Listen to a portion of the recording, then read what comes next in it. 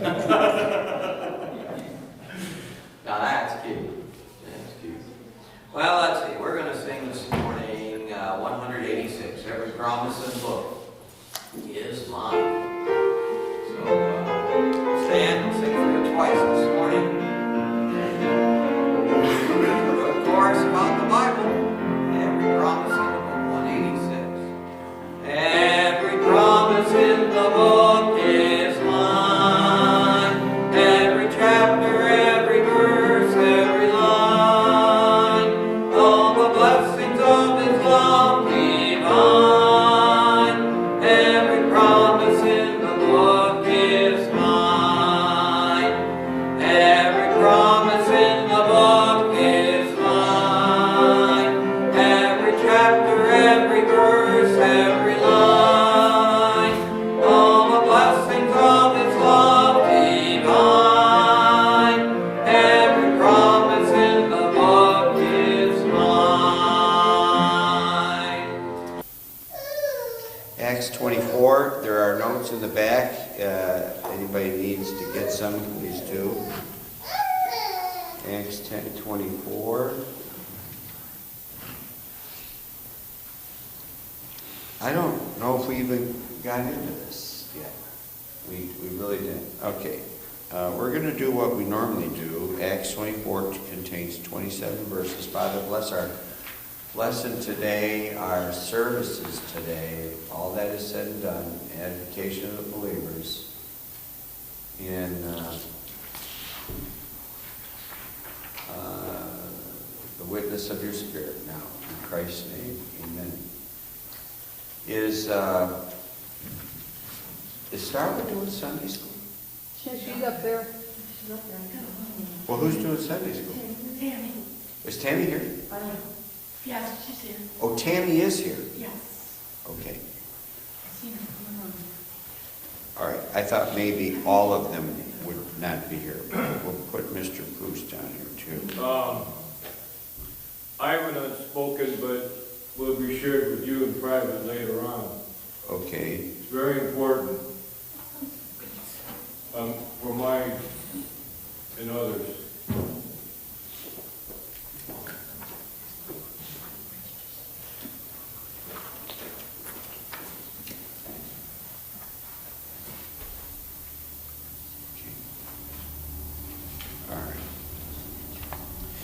All right, contains 27 verses.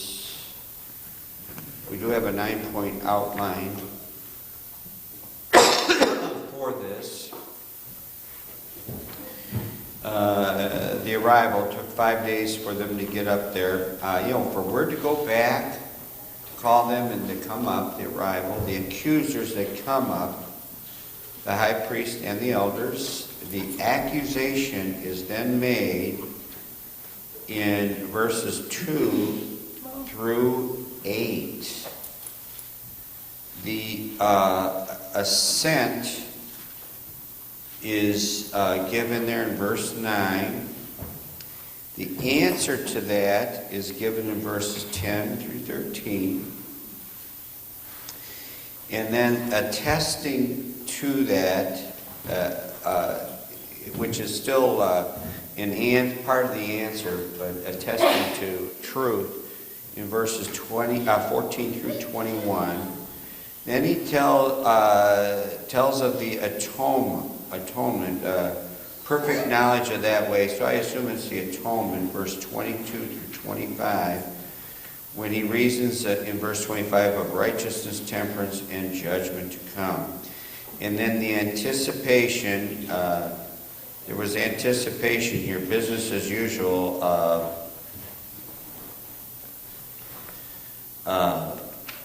In verse 26, he anticipated, and then the appeasement, he's appeasing the people. Felix is to appease the people.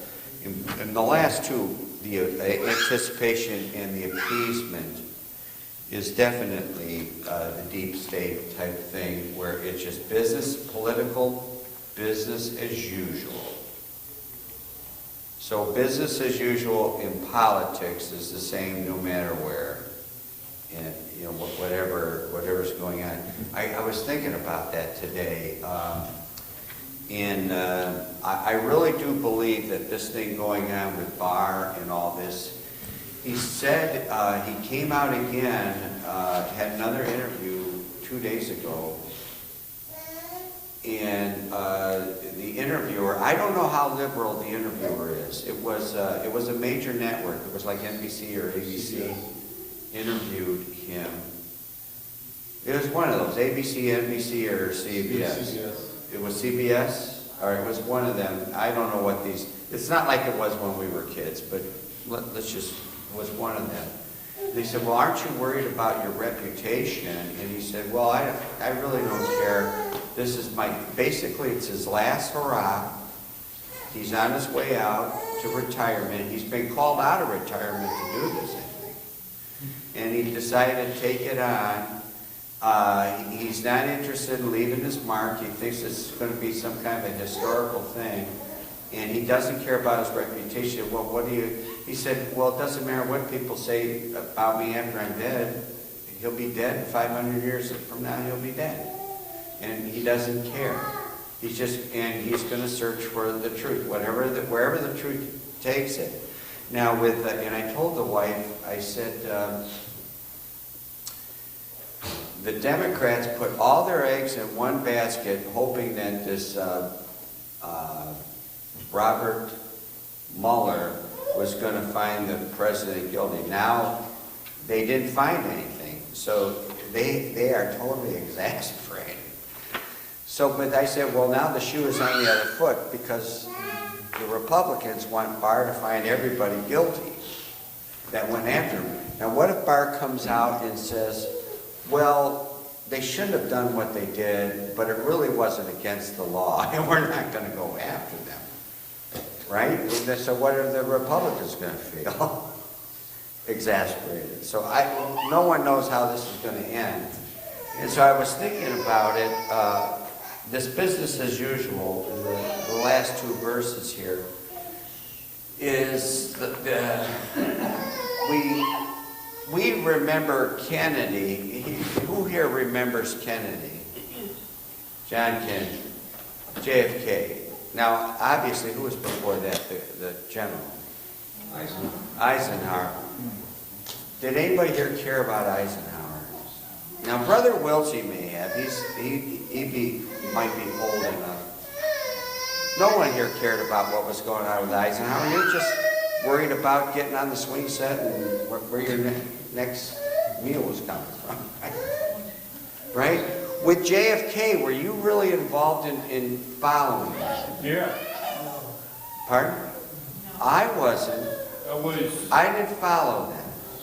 I was. I don't know, at that time, I was overhearing my parents speak about it, and I knew they were concerned.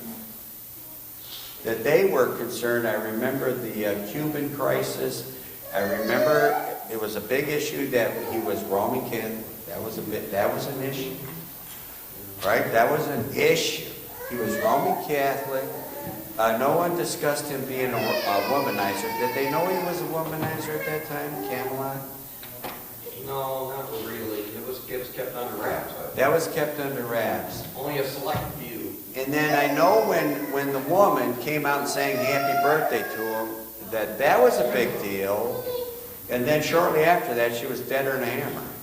Wasn't shortly, not too long after that, she was, I don't know, sometime and then the claim is that the CIA bumped her off, that they drugged her, or did she overdosed? What did she do? She overdosed. But the claim is, did she do it or did they murder her? And they say they can do that. They just slip them a Mickey. You know, and the one that was coming out against Clinton, he died in prison. And the wife, there was a husband and wife. The husband died in prison, and the wife finally sided with Clinton.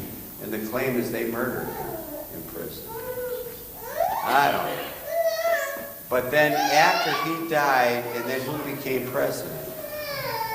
Well, then I started to follow that. Did anybody follow Johnson? We were still, well, when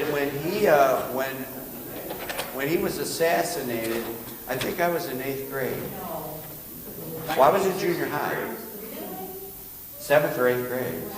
And I remember the girls were calling. Pardon? I was You were 11. 13. I was in junior. I started at school when I You're the was 4. same age as my sister. I was in 3rd grade, she was in 7th. Kennedy was shot. So I may have been in I was in junior high. Yeah. Yes. I remember there was a girl in my class, and was personal and writing the she wrote back. See, she'd be more with it. And they, Some people are with it at an early age. I wasn't with it, man. they pulled her out of class. Really? To tell her privately. Yeah, a lot of times we're not with it, but when Johnson came in, does anybody know what the national debt was? I do remember the national debt was, and I remember, boy, it's a lot of money. Anybody know what the national debt was? A lot less than it is now. I think it was 200 billion. 200 billion. Now, you can Google that and prove me wrong. But I remember that, but I remember he was, he got elected. Didn't he get elected as president? Johnson? Yeah, 1964. He got elected. He was made president, then got elected president by 68. Now we have 4 years under our belt. What's going on 4 years after? I'm getting ready to think about what? Now, I'm thinking about that, so I'm following now this a little closer. Not that I didn't want to go to Nam. And then all of a sudden, he decided not to run. Nixon came in. But from Johnson on, I followed it. It ties in with these last two verses. I followed all of Nixon. I thought he was just railroaded. That Nixon was railroaded. Then what was after Nixon? Oh, you had Ford, and Ford didn't win. And then you had Carter. Carter. Yeah, Carter. Who opened the door to, he's a so-called Christian. He opened, it was just weird. He opened the door to a mess. And then you had Reagan, and then 2 Bush terms, won. then Bush won, and you got 2 terms of Arkansas, Clinton. Arkansas, 2 terms of Arkansas, then you got 2 terms of Bush again, Junior, and then you got, help me out here. Barack Hussein Obama. Oh, insane Hussein. I know he's not insane Hussein, but yeah, you got Obama, 2 years of that, and now you got Trump. Most likely he'll get reelected, most likely. And then what's going to happen after that? It ties in with this. Chaos will continue. The chaos will continue. Well, wait a minute. Now, let's say he serves all 8 years. Now who's in? They're going to go back to a soft president. Well, what do you think of Pence? Is he going to be a hard president? I mean, he's soft-spoken. And he just doesn't tell it like it is. I don't like mealy mouth where they kind of try to make everybody happy. What's Pence going to be like? Is he going to be mealy mouth or direct? You think so? I don't know so. I'm not sure. They say that, well, if you think you're going to get rid of the president and you're going to have it good, they claim the other guy's by far more conservative. He's really going to make the Democrats. But not too many vice presidents have become president. Not too many. Not too many. Okay, so there's a chance he won't. No. Then who becomes president? I don't know. A woman. Okay, that's not where I'm going. Minnie Mouse. Minnie Mouse. So then, the reason I say that is it's business as usual in verse 26 and 27. Well, 4 years from now, 2 years, that's 6 years from now, I'm going to be 74. There's going to come a time in my life where, what difference does it? It don't hurt anymore. It don't hurt anymore. It won't matter. And it'll only affect, the only way it'll affect would be my Social Security or my Medicare, or I'll be dead. And who cares? As long as they don't touch the 3rd rail, which is Social Security and Medicare, we'll be happy. And then this, pardon? By that time, we're out of here. And then and we might be raptured out of here. And then you could say what you want about what's going on with Barr and all that, but Romans 13 says those guys are in charge, put in charge as ministers of God to bring terror to the evil and not to the good. I mean, they are there to bring justice. It's not our job to bring justice. It's up to God who, the people He puts in power to bring justice. But in the end, it won't matter to us who's president, right? It won't even make one bit of difference. It'll just be business. Probably go back to business as usual. I mean, the world's a wreck. I mean, even if Barr does send all these people to jail, it's still a wreck. Going to hell in a handbasket. And we have to believe that. We must believe that. The answer is not found on Capitol Hill. The answer is found on Calvary's Hill. But there will come a time, and to say we should be concerned about the country or the president, that stuff is in the Bible. But we don't want to overplay that kind of stuff. And those people are in charge to keep rule and order. All right, the outline. We have our outline. Verse 1. We go then to the arrival. They go from Jerusalem to Caesarea. It's about 60 miles. Now, folks, this is not hopping on the bus. This is travel by wagon, by horse, by carriage, by walking. It does take time. The message has to go back. We're having a trial, and you better show up. And I would say that it says after 5 days, and they hopped to it. They didn't wait around. 5 days may sound like a long time. Man, they got right on it. They got right on it to come up there to testify against Paul. They hopped on it. All right, descended. Now, again, I say leaving Jerusalem. Now, this is what I've read. Leaving Jerusalem is always descending because it's located on a higher plane than the surrounding area. Now, the reason I said I brought this up last time, I think I brought it up because I had my notes and you didn't have your notes. This is as far as we got. Is I read a verse that it says that Jerusalem is surrounded by mountains, even though geographically, or what would you call it, geography of it, I don't know if that's physically. There was a verse, I just happened to read it when I was doing one of these sermons, and I thought, well, wait a minute. But I've read this. It's on a higher plane, and anywhere you go, when they say, and he descended into Jericho, they're always going down. And no matter if it doesn't mean direction of north, south, east, or west. It's talking about altitude. Altitude. When it says descended. And it doesn't make the hamburgers taste better whether or not you believe that or not, right? It doesn't matter. This is just information. The accusers in verse 1. Ananias, the high priest. Oh, we did look at that. Yes, we did, because I do have a start. Remember we said it's 30 years have passed. Is it 30 years? Yeah, about 30 years. 28 years have passed. These high priests have changed. It's like presidents. I mean, if you counted up all the presidents when we were kids, from Eisenhower on, that's a lot of presidents. There's a lot of people that have been in power. So these high priests, and they ruled till when? As Ginsburg, until death. I mean, these Democrats are on shaky ground. They don't want this. They want this. Is it Ginsburg? Yes. To be on life support, man. And you know what? What's the stunt they're going to pull if she dies? I think she's already dead. Because she was killed.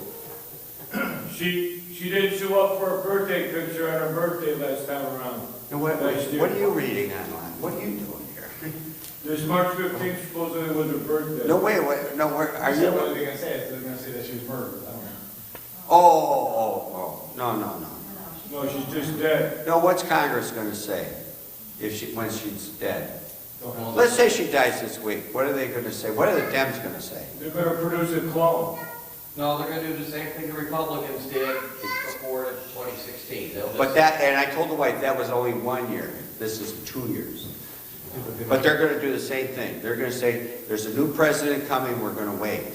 They're going to hold off. They're going to hold up, but they're not going to be able to. They might get the house back in 2020 or something.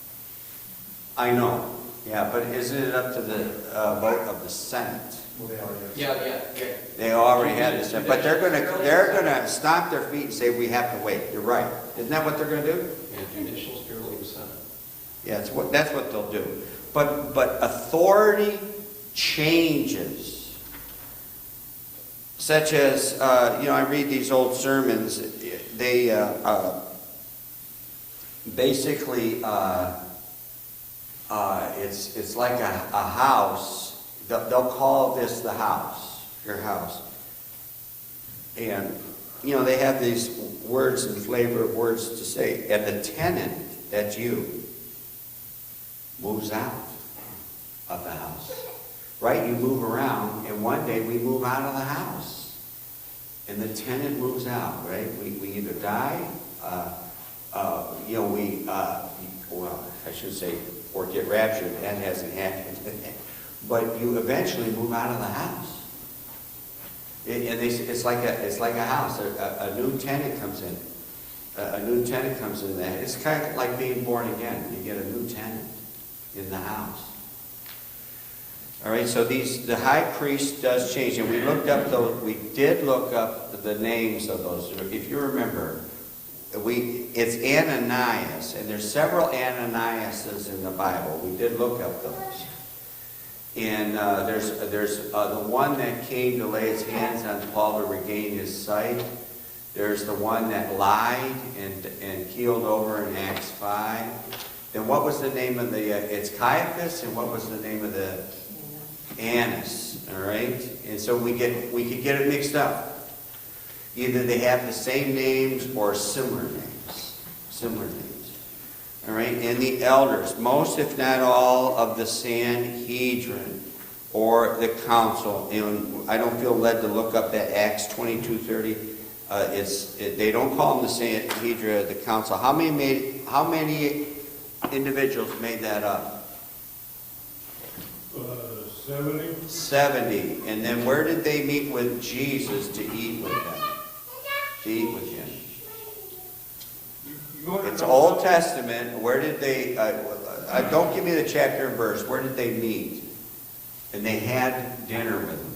They ate with him. On the mount. And I'm not saying Mount Sinai. They met on a mount, and they ate with him.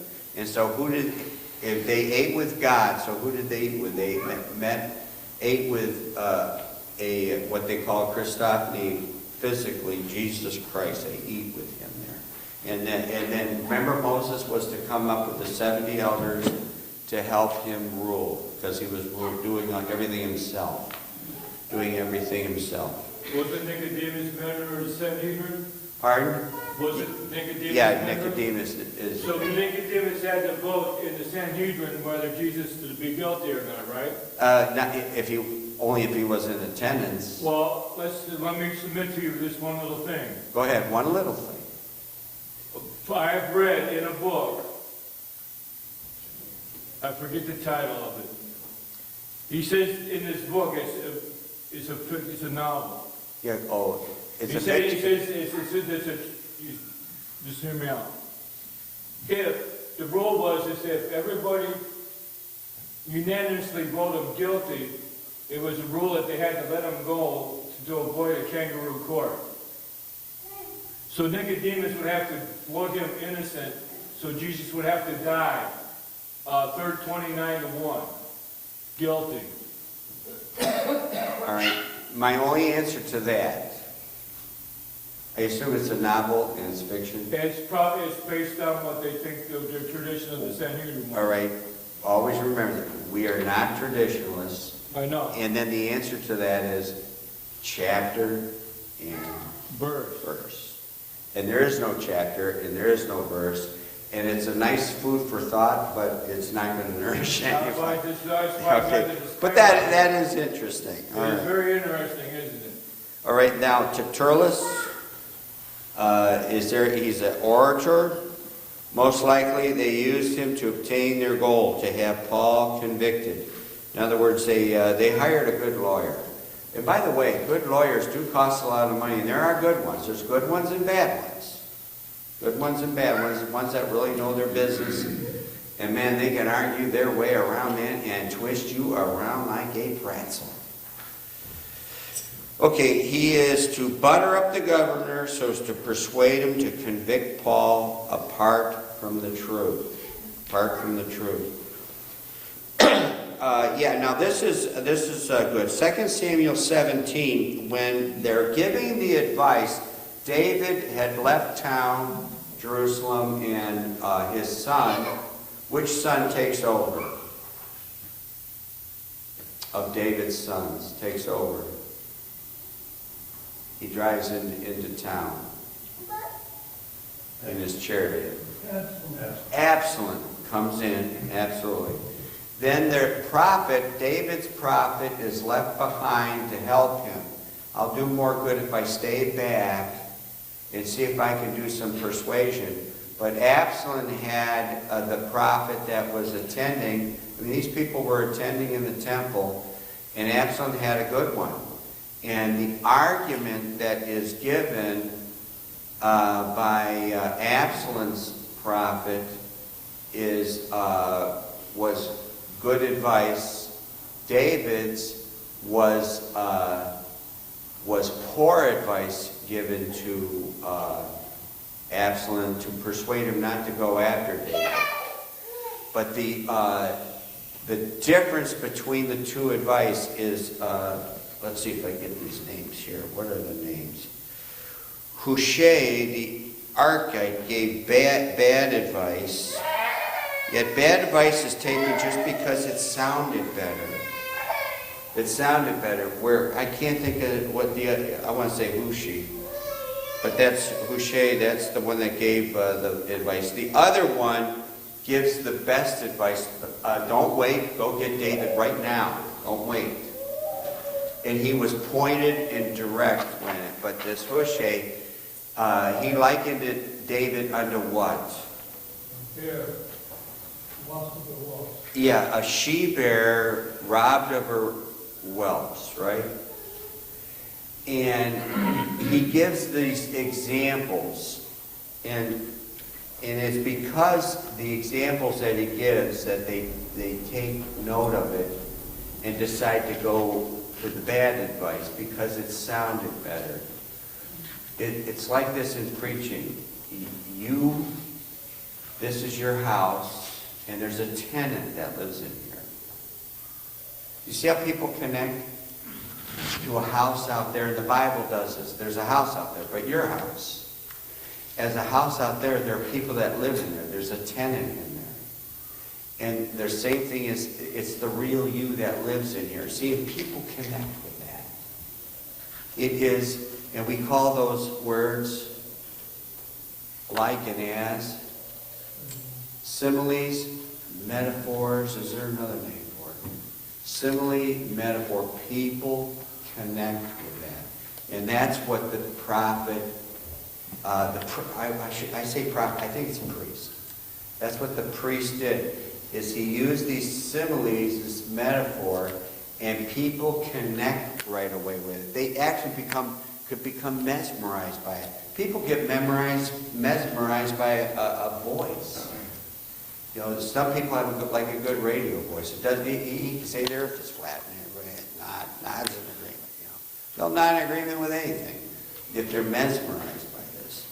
So anyway, he gives bad advice, but he uses these metaphors, and they connect with that. Now, another person could argue and say, well, not so. The Holy Spirit just made them go with the bad advice to protect David. That could be true.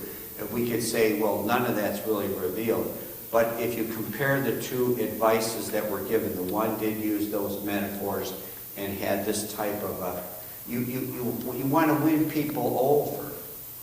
It's kind of like the illustration, when I look at your face, the clock stops. As compared to when I look at your face, time stands still. You see, one is romantic, the other is an insult. Right? Even though they say the same thing, right? So there's a difference in the way it's presented. The other day, This is why they like Trump at some. This is why they like him, because he's direct. Why didn't they like Reagan, by the way? He was too direct. He did yay, let your yay be yay and your nay nay. He would just say yes or no. And they said, well, so this is, and he said, I'll tell you why Trump got elected. And he looked at the news media. I'll tell you why, because he's doing one of these things before he's getting on the helicopter. Trump got elected, saying about himself, because of me. And he pointed right at himself. Direct. And people like that. People don't like this mealy mouth, like when they're all done. You know, the news media then has to, well, this is what the president really said. And you don't even know what anybody said. Because they play they try to make everybody happy. Everybody happy. So anyway, he gives this advice, but he uses these metaphors to win them over. You want to win, it's like a lawyer. They want to win over the jury. The defense wants to win the jury, and the prosecution, they want to win the jury over. And the way it's presented is very, very important in winning it over. The accusation. So there's this, it begins with this preparation in verse 2. When he was called forth, Tertullus began to accuse him, saying, seeing that by thee we enjoy great quietness, and that very worthy deeds are done unto this nation by thy providence. That's called buttering up. He's buttering him up. He's trying to get on his good side. Wants to get on his bad side. He doesn't open up and say, you Romans are a bunch of no good rats. He doesn't open up like that. He's trying to win them over. So let's look at some of these verses. Psalm 12. Go back to Psalm 12.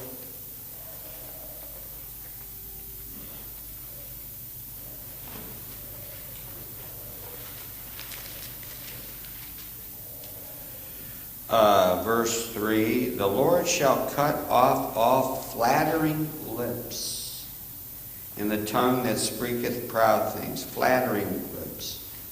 Proverbs 20.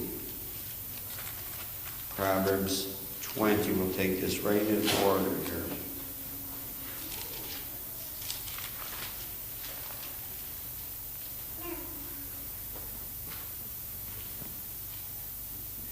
He that goeth about as a talebearer revealeth secrets. Therefore meddle not with him that flattereth with his lips. A flatterer. Proverbs 26, verse 28. A lying tongue hateth those that are afflicted by it, and a flattering mouth worketh ruin. All right, who's the great flatterer? By the way. Pardon? Satan is. Yeah, and what does it say? I don't think I have that in here. What does it say about him? Oh, he speaketh, I know what it is. He speaketh, his words are smoother than oil. No, I think it's smoother than butter. I think. I don't think it's smooth. That's a good response. Smoother than oil. I think it's smoother than butter. He wins them over like that. Wins them over. All right. Proverbs 29. That's how the Antichrist does it. Proverbs 29, verse 5. A man that flattereth his neighbor spreadeth a net for his feet. I mean, the motive is all wrong. The motive is wrong. 1 Thessalonians 2:5. 1 Thessalonians chapter 2, verse 5.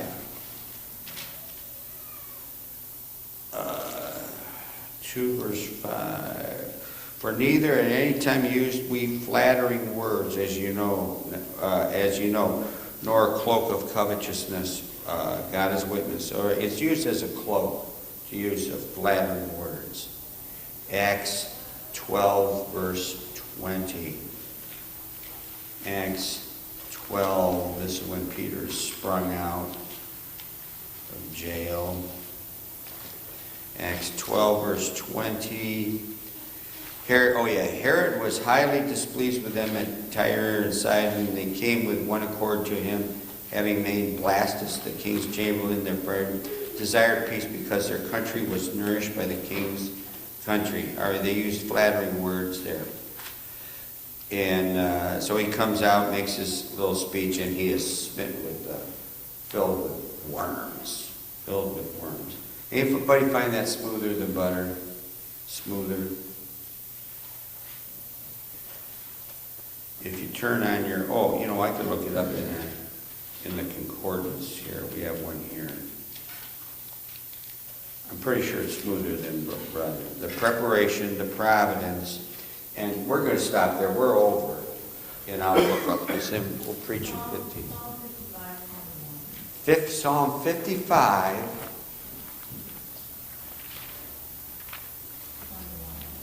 55:21. Yeah, there it is. The words of his mouth were smoother than butter. All right, flattering lips. It sways the people. It sways the people. How are people who are 18 to 21 being won over today by the Democratic Party? Free college, Free college. Everything's going to be free. I mean, it's crazy. By the way, should everybody go to college? No. Should a majority of people go to college? No. They don't have what it takes, folks. And if they did go to college, they would be master basket weavers. That'd be about it. Because God only passed out so many brains, man. It's just the facts. It's just the facts. Father, bless the preaching now. In Christ's name, amen.